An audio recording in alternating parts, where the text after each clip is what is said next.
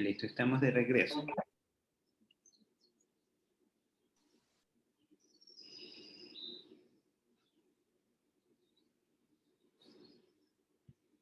Bien, vamos a continuar con la parte de la explicación.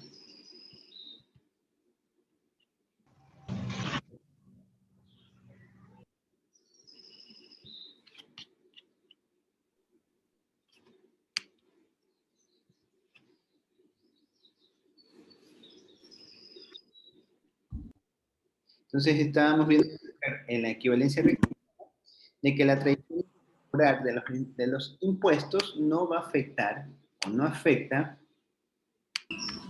al consumo, siempre que el gasto del gobierno permanezca constante. Miren la indicación que dice que el gasto del gobierno permanece constante, es decir, el gobierno simplemente reduce los impuestos, pero sigue gastando lo mismo, sigue invirtiendo lo mismo, o sea, todos los componentes que conforman la ecuación de la producción se van a mantener constantes, a excepción de la carga tributaria. ¿Sí? Entonces, cuando esto ocurra, bajo ciertas circunstancias, la variación de los impuestos no va a afectar al gasto privado y por lo tanto no tiene efectos sobre el ahorro, la inversión, ni mucho menos sobre la cuenta corriente. ¿Sí? Ahí veíamos el ejemplo de que un gobierno decide rebajar los impuestos el presente periodo a fin de estimular el consumo. Quiere estimular a la demanda agregada para incrementar la producción, ¿no? Entonces, ¿qué hacen las familias? Las familias identifican inmediatamente de que todo esta reducción de los impuestos es nada más que algo temporal, transitorio, y ellos lo que van a hacer es, no van a afectar el patrón de consumo, debido a que saben que estos impuestos que ahorita están recibiendo como una especie de ahorro o una especie de subsidio, los van a volver a cobrar en un periodo futuro. Lo que deciden es ser cautos y ahorrar ese ahorro, ese ingreso adicional que están recibiendo para poder cubrir con las obligaciones futuras y así no alterar su consumo a lo largo del tiempo. Entonces, bajo esto, ¿qué es lo que se va a dar si nosotros lo analizamos bajo el dato de las cuentas nacionales? Vamos a recordar un poquito de las ecuaciones que aprendimos cuando estábamos estudiando contabilidad, perdón, no es contabilidad, es principios de macroeconomía. Cuando estábamos estudiando principios de macroeconomía, teníamos la ecuación del ahorro, ¿sí? Nosotros sabemos que tenemos el ahorro está compuesto, el ahorro global, está compuesto por el ahorro de las personas, más el ahorro del gobierno, más el ahorro de las empresas. Ese es el ahorro global. Aquí tenemos que este es el ahorro del gobierno.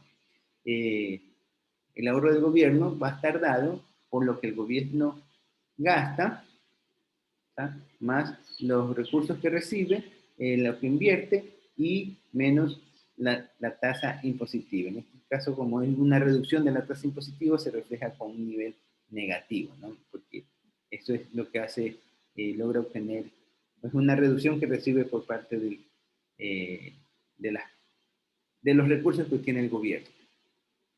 Por otro lado, el ahorro de las personas va a estar dado por la cantidad de recursos que posee menos lo que le cuesta, ¿no? O sea, acuérdense que el ahorro es todo lo que tienes menos lo que gasta, entonces menos el nivel del consumo. Como este nivel se va a ver reducido, el nivel de tributo se va a ver reducido, entonces es como que tienes una mayor cantidad de posibilidades para consumir más. Entonces, si esto se te hace más pequeño, tú puedes consumir más.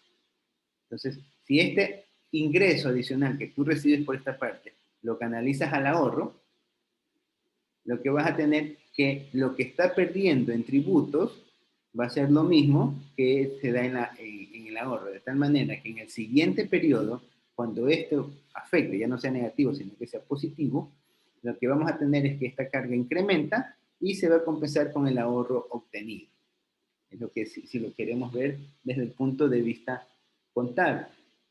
Entonces, contablemente, podemos argumentar que a medida que cae el impuesto corriente, sin que varíe el consumo, acuérdense que la condición es que no varía el consumo, porque donde que varía el consumo ya no se cumple esta condición que manifiesta Ricardo. Sin que varíe el consumo, el ahorro de las personas va a aumentar. Entonces, aquí tenemos que el ahorro, y acuérdense que era esta condición. Ante esto, dado que el gobierno aumenta su ahorro, el ahorro privado, esto se ve contrarrestado exactamente en el aumento del ahorro del gobierno, que habíamos estado conversando. Ah, no, seguro, era otro archivo. Pantalla. Eso es lo que dice la teoría ricardiana. Pero todo esto obviamente no ocurre si bien es cierto, es muy interesante ver estas situaciones, pero no siempre se dan así. Por eso es que nosotros, cuando estudiamos economía, prácticamente lo que analizamos son modelos o explicaciones explicadas, o situaciones explicadas matemáticamente de lo que pasaría en una economía cuando se ocurren ciertos escenarios. Eso es lo que nosotros aprendemos con macroeconomía. Acuérdense que la economía es una ciencia social y este modelo que estamos analizando obviamente va a tener algunas limitaciones. La pregunta aquí que nos tenemos que plantear es, ¿qué sucede si el sector público tiene un horizonte más largo de su endeudamiento que las personas, que lo que viven las personas? Es decir, si esta reducción de la carga impositiva en los impuestos va a ser por mucho tiempo.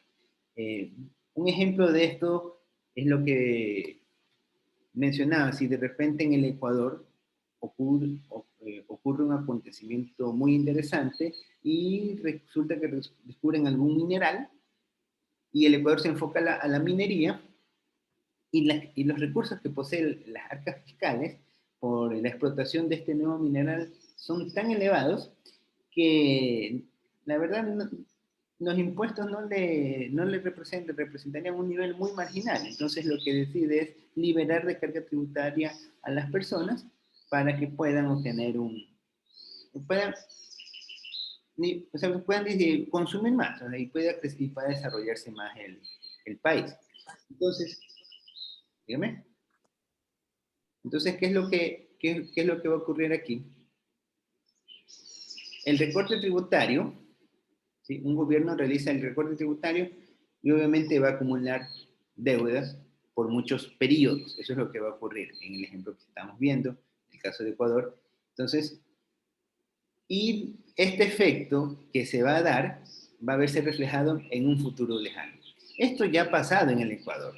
Esto ocurrió en la época del boom petrolero.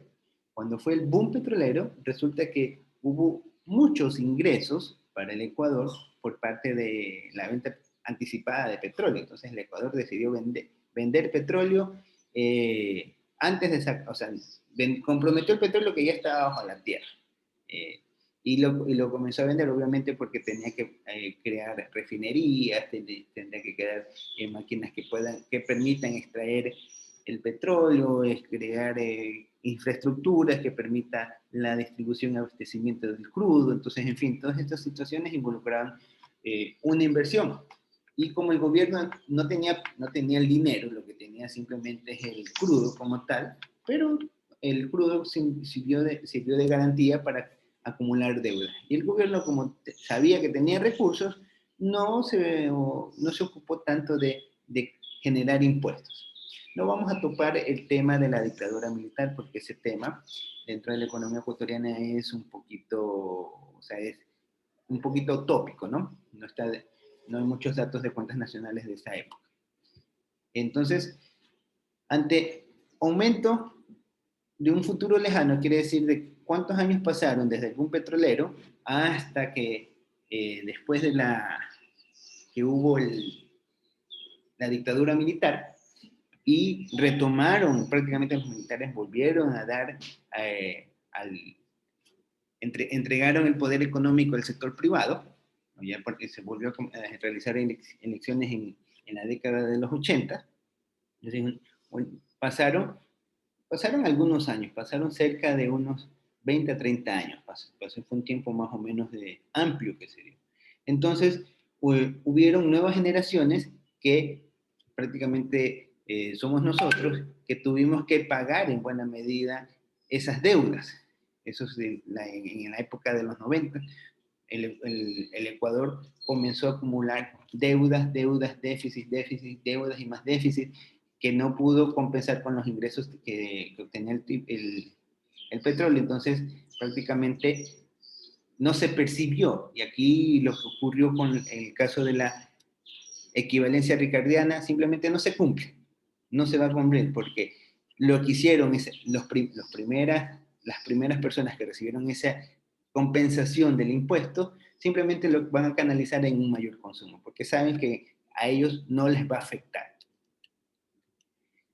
En consecuencia, el impuesto no lo pagarán las personas de hoy, sino que sus descendientes por nacer, ¿no? Es decir, nosotros.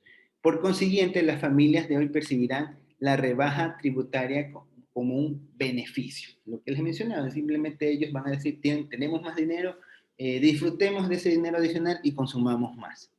Por lo tanto, la rebaja tributaria, en este caso, sí va a producir un aumento del consumo y una caída del ahorro nacional. ¿Por qué hay una caída del ahorro nacional? Sencillamente porque está consumiendo más, debido a que el ahorro privado no aumenta lo suficiente para compensar la caída del ahorro del gobierno. Y como consecuencia es que el saldo de la cuenta va a disminuir. Y esta disminución del saldo de la cuenta corriente se va reflejado en déficit, que es lo que pasó con el Ecuador. En aquella época comenzamos a acumular déficit a partir de los años 81, 82, 83, comenzamos a acumular déficit de manera muy lenta y paulatina, pero sí fue incrementándose el déficit año tras año. Fue una situación que al fin y al cabo desencadenó en una crisis financiera y monetaria de tal magnitud que al gobierno de turno simplemente tomó la medida o la decisión de cambiar de tipo de moneda para lograr una estabilización general. Entonces, esto es lo que plantea el modelo de nuestro compañero Ricardo. Ahora vamos a ver, junto a esto, hay algo que se conoce la equivalencia de Barro-Ricardo. Es decir, que este señor Barro lo que plantea es que, un momentito, dice, lo que dice Ricardo está bien, pero hay algo que no estamos considerando. Argumenta que las familias en el presente, saben que hay un ingreso que están recibiendo las personas, un ingreso adicional, dicen, no, pues yo ahorita sé que la economía está buena, pero esto no va a durar toda la vida. En algún momento las condiciones van a cambiar y van a tener que pagar todo lo que están recibiendo. Por ejemplo, el caso de Venezuela. Estuvieron bien por tantos tiempos y miren cómo están ahora. Entonces dicen, lo que vamos a hacer es tratar de compensar este desfase que pudiese tener nuestra generación para que tengan un recurso como poder hacer frente a estas situaciones que se puedan enfrentar. Entonces lo que hacen es aumentar o canalizar más el ahorro a fin de dejarle una mayor herencia a sus descendientes que les permita cubrir los niveles de impuestos futuros. Entonces, eso es lo que plantea Barro, ¿no? Ricardo dice, no, solamente analizan las personas de hoy y en función del ingreso futuro y para contar. Barro dice, en cambio, sí, lo que tú dices es correcto, pero también debes considerar que la familia se preocupa por sus descendientes. Nuevamente, son teorías, son modelos que se plantean y en función de eso se trata de explicar lo que ocurre con las distintas variables, ¿no? Entonces, por eso se llama la equivalencia ricardiana. Lo que plantea lo que plantea Barro, junto con la teoría de Ricardo, dice de que prácticamente a largo plazo sí se va a cumplir esta condición, pero esto tiene algunas limitaciones.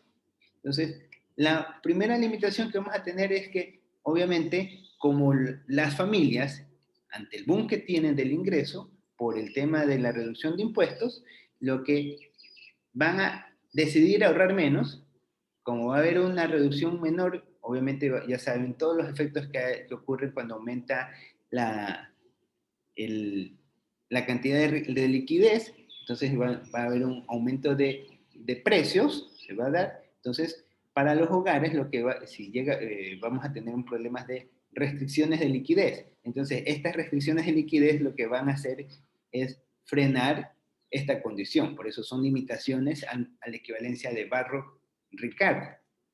Lo mismo en el corto plazo, cuando se presenta, es muy probable que si estas cantidades de recursos adicionales, bueno, traducirlas a un ahorro si representa una falta de liquidez, obviamente en una economía que está un poco saturado, lo que único que va a hacer es frenar la postura de ahorrar y sabes que consumen nomás, aprovechemos la liquidez que tenemos y después veremos lo que hacen. Entonces, esto constituye una limitación al modelo Barro-Ricardo. Lo mismo, la incertidumbre e impuestos, ¿no? O sea, esto nosotros podríamos argumentar que funciona, es decir, la teoría de Barro-Ricardiano podríamos argumentar que resulta cuando nosotros podemos tener la seguridad de que va a haber un comportamiento histórico de la carga tributaria y esta no se va a ver afectada a través del tiempo. Es decir, si ahorita tenemos que el impuesto es del 15%, el impuesto a la renta es del 22%, no 32%, el acumulado, y por otro lado tenemos que el IVA es del 12%, nosotros tenemos la certeza que de aquí a unos 20 años el impuesto va a seguir siendo lo mismo. Entonces ahí no habría problema. Entonces se pueden hacer unas previsiones, se acude al banco, se saca una póliza de acumulación para que al final de esa época, con una carga de interés, puedan obtener una herencia nuestra descendencia. Entonces, pero que resulta que ante tanta incertidumbre política de que cada 4 años hay cambio de gobierno y un gobierno viene y hace y deshace lo que hizo el gobierno anterior y cada 4 años hay prácticamente revoluciones, revoluciones y revoluciones y no se sabe qué mismo es lo que va a quedar en el largo plazo.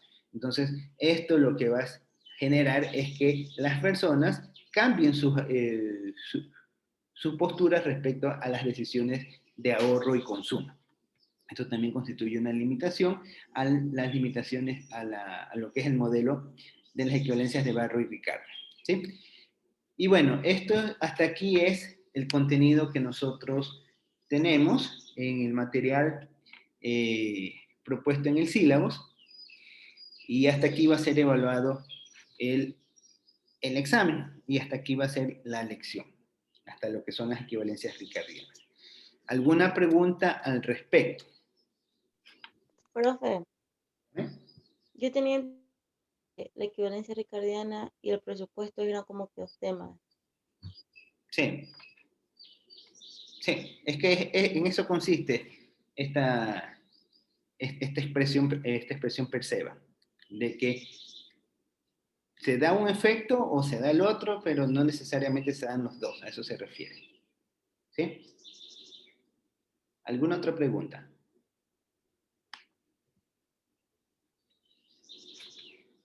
¿Alguna otra pregunta?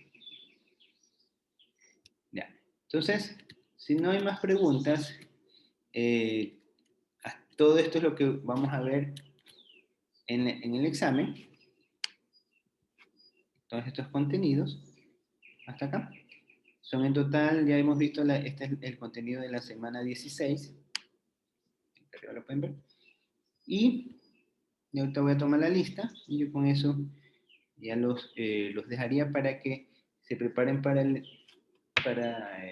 terminen de hacer las tareas, los que no hayan terminado de subir las asignaciones, recuerden de que una vez que ya se empieza a hacer el corte de las asignaciones, se bloquea totalmente y ya no hay cómo subir, subir más asignaciones, ¿no? Creo que hubo un trabajo que duraba hasta el 5 de febrero, si no me equivoco es el trabajo de investigación, este tiene plazo hasta el 5. Y nosotros tenemos examen el día 5, lo que quiere decir que el día 5, finalizado, es decir, al primer minuto del día 6 van a estar cerradas todas las aplicaciones, ¿no? Todas las opciones. Ya no se va a poder realizar ninguna carga. Y les quería preguntar otra cosa, ahorita aprovecho. Yo el día de ayer les estaba pasando, le pasé a algunos compañeros y inclusive también le pasé al presidente del curso de una encuesta sobre el tema del uso de los medios virtuales. Espero que ya todos los haya realizado. ¿A quién no ha realizado esa encuesta? Porque me dijeron que era de carácter obligatorio que tenían que hacer esa encuesta. ¿Quién no la ha hecho? Entonces, como nadie se manifiesta al respecto, voy a cargar la asignación en donde ustedes van a hacer el capture de pantalla en el cual indican de que ya han enviado la asignación como tal. ¿Sí? Profesor, yo ya la hice ayer y no la hice captura. Yo también Sí, la hice ¿verdad, ayer, profesor? no la hice captura. Ya, entonces lo que van a hacer, si ya hicieron la asignación al momento de enviar, les va a salir un mensaje que significa ya su respuesta ha sido enviada. Entonces hacen ese sí, ese print de pantalla y ese lo envían, ¿no? Entonces eso voy a cargar como la tarea para esta asignación. ¿Sí? ¿Alguna pregunta? ¿Alguna otra pregunta? Ya. Profesor, con respecto a la lección, ¿desde dónde nos va a tomar? ¿Así mismo como el examen? Va a ser muy parecido, como la última evaluación que tuvimos. La última evaluación fue del examen. Va a tener la misma estrategia, por decirlo así. ¿Sí? Van a ser Pero yo me refiero a que si va a tomar desde la misma unidad que dijo, que unidad, la unidad 3, desde la contabilidad de la balanza de pago. unidad 3 y unidad 4. Lección y examen en unidad 3 y unidad 4. Para los que deseen dar examen de recuperación, es que van a tener, ahí es todo, pues, ¿no? Ahí va a ser 50% primer parcial, 50% segundo parcial. Y eso es para el segundo, y es para el examen de recuperación, los que deseen dar el examen de recuperación. Yo en lo personal espero de que todos pasen sin la necesidad de recuperación. Y bueno, vamos a ver qué pasa. ¿Ya? Recuerden las asignaciones, no se olviden de enviarlas. Y una vez que, miren que tienen hasta el día 5 de febrero. El día 5 de febrero cierro todas las asignaciones y ya no va a haber opción a que suban alguna. Si alguien no subió por cualquier situación, simplemente ya se generan el tema de las notas y el día miércoles lo que estaría es dando ya el resultado porque ahí creo que se viene carnaval, ¿no? Justo tenemos carnaval lunes y martes, entonces el día miércoles ya nosotros empezaríamos ya con el resultado de las notas. ¿Sí? Me van a hacer trabajar carnaval para poderles dar las notas. ¿Ya? ¿Alguna pregunta? ¿Alguna otra inquietud? Bueno, si no hay inquietudes, voy a continuar.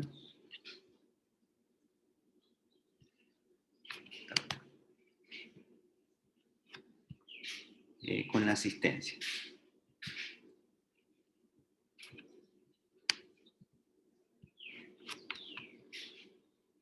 Y a ver, aquí, por lo que veo, no hay nadie que tenga menor al 60. Todos están habilitados para dar el examen. ¿Ya? Atención a la lista, por favor. Isaías Andrade.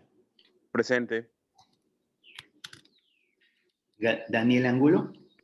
Presente. Diana Aragundi. Presente. Diana. Presente. Evelyn Arias. Presente.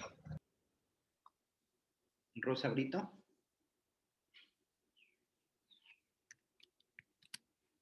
Ashley Chica.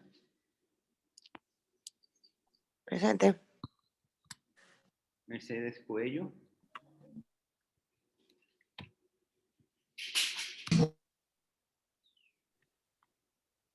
Evelyn Cuadro. Presente. Maybe Guaranda. Presente. Lily Bay Layton. Presente. Jorman Limones, Presente. Ilter Loor, Presente. Daisy Medina, Presente. Cristi Mendoza, Presente. Dara Muñoz, Presente. María Naula, Presente. Nicolo Laya, Presente. Heidi Ortega, Presente. Danix Ortiz, Presente. Dayana Párraga, Presente. Alexa Perea, Presente, profe. ¿no? Verónica Rivera, Presente. María Rubio, Presente. Leslie Sánchez, Presente. Keila Sánchez, Presente. Alex Tubay, Presente. Nayeli Valdés, Presente. Genesis Yunda Presente. y Wilson Castillo. Si no puedes, contesta al chat. Presente. Cuello Yunga presente. Cuello. Ese es Cuello. Sí. ¿Ya? Lo único que Ya. está sentado la señorita Rosa. ¿Ya? Entonces, nos vamos a quedar hasta aquí. Recuerden que para la evaluación, compartir esto. Profe, yo escribí el chat por si acaso. Ya lo voy a revisar. Ya ver, entonces recuerden, para el examen se va a evaluar lo que es la unidad 3, ¿sí? Lo que es todo lo relacionado a lo que es la balanza de pagos. Dentro de la balanza de pagos también vemos lo que es el impuesto de señoriaje, todo lo que es las relaciones con impuestos, lo que es dolarización también, ¿no? Eso también vimos un poco. Y los aspectos ya relacionados a fluctuaciones macroeconómicas. Ustedes, si bien pueden ver, hay conceptos que ya vieron en macroeconomía intermedia, en donde ustedes vieron ahí prácticamente vieron las definiciones conceptuales como tal. Acá prácticamente lo que ya se está es reforzando los contenidos en función de lo que dice la teoría económica, ¿no? Entonces, todos estos aspectos son los que se van a evaluar. La unidad 3, balanza de pagos, y la unidad 4, las fluctuaciones macroeconómicas. El contenido detallado, saben preguntar, profe, ¿qué va a tomar?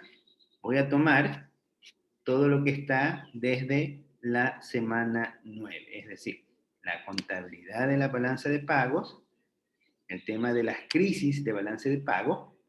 Dentro de las crisis de balanza de pagos, acuérdense que nosotros tenemos las posturas de un tipo de cambio fijo con un tipo de cambio flotante, los enfoques monetarios de las balanzas de pagos. Por ahí tuvimos un taller, pueden que tengamos algún casito que se haga alguna pregunta. Lo que es el impuesto inflacionario, acuérdense cuál es la definición del impuesto inflacionario, qué es el impuesto inflacionario, qué es el señoreaje, en qué consiste el señoreaje, lo que es la inflación anticipada, cuándo se da la inflación anticipada, bajo qué escenarios, qué es lo mismo la inflación no anticipada, en qué se diferencia la inflación anticipada de la no anticipada, si es mejor o es peor, qué situaciones se da. De ahí reforzamos también lo que es el acuerdo de Bretton Woods, pero ya enfocándonos en los aspectos de dolarización, ¿sí? Y hablamos acerca de la dolarización y los escenarios que manejan los consejos monetarios. Acuérdense que los consejos monetarios es lo relacionado a las decisiones que toman los bancos centrales sobre cómo manejar sus reservas. Vimos también la relación entre el consumo con el ingreso, y el ingreso con la producción. Esto desde el punto de vista gubernamental, nuevamente el ingreso con el gasto, o sea, prácticamente relacionamos las variables principales que se presentan en la economía. Estudiamos también qué ocurre con el déficit fiscal y la inflación en su conjunto, los tipos de expectativas, hablamos de los conceptos de lo que es una inercia inflacionaria, y finalmente la equivalencia ricardiana juntos con sus teorías. Entonces, todo eso es lo que se va a evaluar en el examen, ¿no? Si han subido la información hasta el día domingo, a más tardar, yo les considero lo que ustedes han subido dentro de la asignación. Si no la han subido, simplemente consideraré yo hacer en función de los temas que tengo, ¿no? Recuerden que lo que ustedes hayan cargado corresponde al examen, un cuestionario que les da ya una ventaja del 50% de la evaluación de la nota. ¿Sí? Con eso ya hemos cubierto todo el contenido del sílabus y estamos ya listos para el examen. ¿Sí? ¿Alguna pregunta? No hay ninguna inquietud, nada.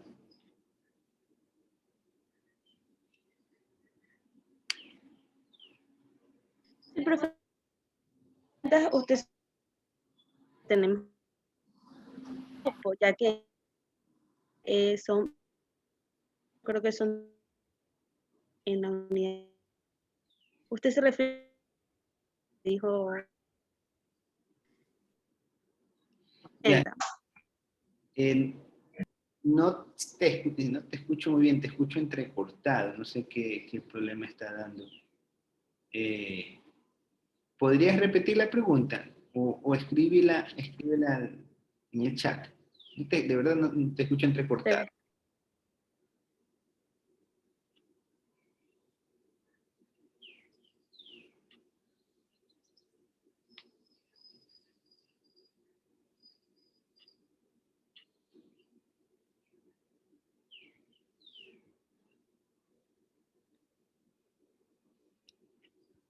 ¿Me está escribiendo en el chat la pregunta?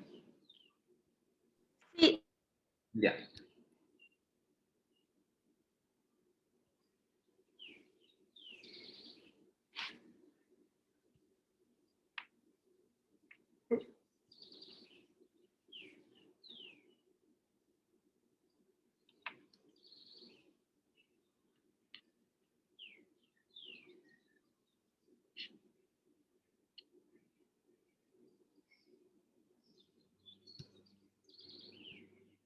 Castillo, ¿se encuentra Castillo?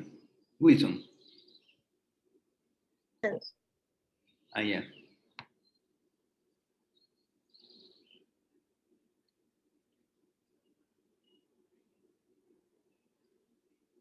Ah, sí. De las preguntas no, dicen con respecto a las preguntas que comentó en la reunión pasada, se refiere a las que tenemos que hacer en el taller 1, grupo de 3, personas que suman 90 preguntas. Son las preguntas que se mandó en una asignación. ¿Sí? En el modo yo les indicaba, y creo que ahí les menciono. Déjame ver, ir al modo.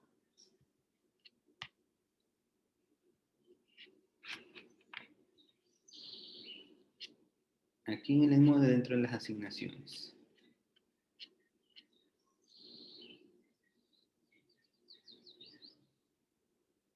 Como el pongo en video, ¿no?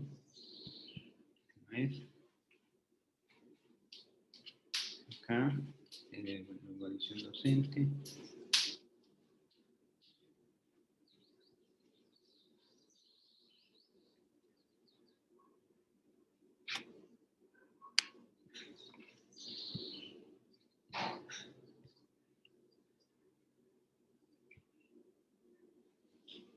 Ya se acaba el tiempo. Porque son de las preguntas que están cargadas en la asignación de una tarea. Ahí les especifica que deben de elaborar un cuestionario y dentro de ese cuestionario deben de poner preguntas tipo objetivas para presentar. fue que y de y tuvimos que hacer ver si ese que hicimos es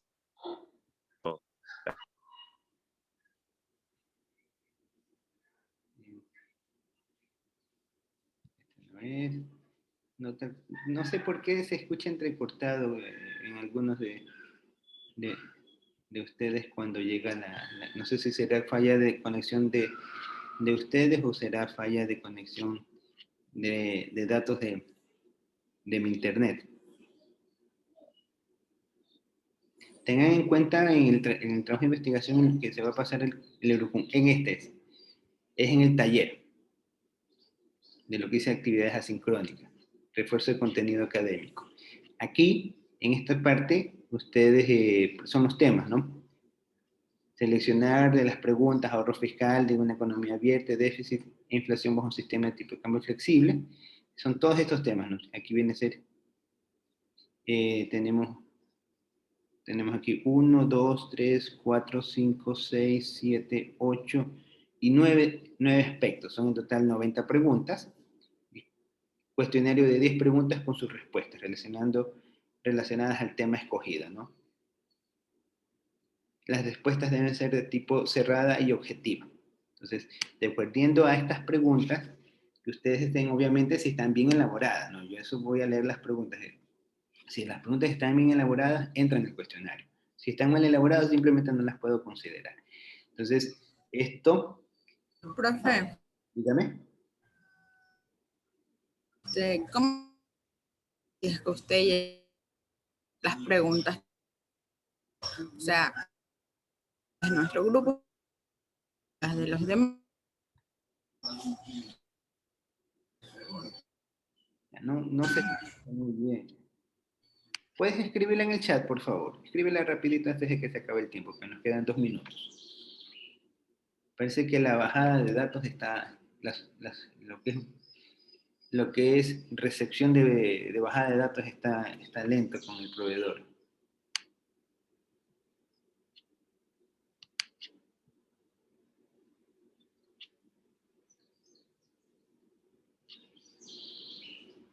Entonces me imagino, no sé si tienes alguna otra pregunta, Naula. A ver, ¿cómo vamos a saber si usted consideró las preguntas que realizamos? Porque les voy a confirmar, el día miércoles antes de la lección, les digo, se ha considerado si están bien todas las preguntas, les digo, se ha considerado el 100% de todas las preguntas para la lección. Si les digo de las preguntas, bueno, al momento de revisar he determinado que el 70% es válido, entonces el 70% de las preguntas he utilizado para el porcentaje, ¿no? Entonces, dependiendo de eso, podrán tener hasta un 50% del cuestionario basado en las preguntas que ustedes han hecho. ¿Sí? Tienen que ser, ustedes ya tienen el formato de cómo son las... Escríbelo. Se te escucha el... Parece que tengo problemas con mi proveedor de internet. Escríbenlo en el chat. Parece que es la recepción de datos míos. Porque al momento de enviar sí tengo si les llega a ustedes de lo que estoy viendo. Parece que es la bajada de datos la que tengo ahorita intermitencia. Entonces, lo que les estaba diciendo es que ustedes ya conocen el formato de las evaluaciones, de cómo se tomó en el último examen. Algo parecido va a ser la lección y algo parecido va a ser el examen. Entonces, mi sugerencia es que ustedes hagan un formato algo similar, ¿no? Para poder... Y obviamente las respuestas tienen que estar razonadas, tienen que ser basadas en lo que dice la teoría económica para el caso que tienen, ¿sí? Y eso es lo que sería un cuestionario que ustedes tienen el equivalente al 50% tanto para la lección como para el examen. A ver, Isaías. Un día antes de que sea la lección, si va a estar el 50% de nuestras preguntas.